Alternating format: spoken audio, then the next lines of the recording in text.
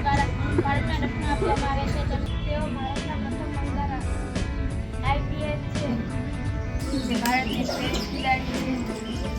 તેમને 2003માં ટેનિસ કાર્યક્રમની શરૂઆત કરી હતી. ત્યારે 2004માં ભારત સરકાર દ્વારા તેમને અર્જુન પુરસ્કારથી સન્માન કરવામાં આવ્યું. 11 એપ્રિલ 1869ના રોજ પોરબંદરમાં થયો હતો. તેમના પિતાનું નામ ગોકુલદાસ અને માતાનું નામ દેવકૌર હતું.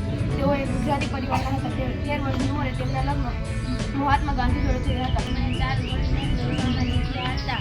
તેમણે વર્લ્ડ ગર્લ્સ નામથી જાણીતા તે ભારતીય પર્વતારોહક છે. અંગ્રેજી ભાષાના રાજ્યપાલ સ્વતંત્રતાના અને પ્રથમ મહિલા રાજ્યપાલ હતા. અવાજ આરોહણના કારણે લોકો તેમને કહેતા હતા.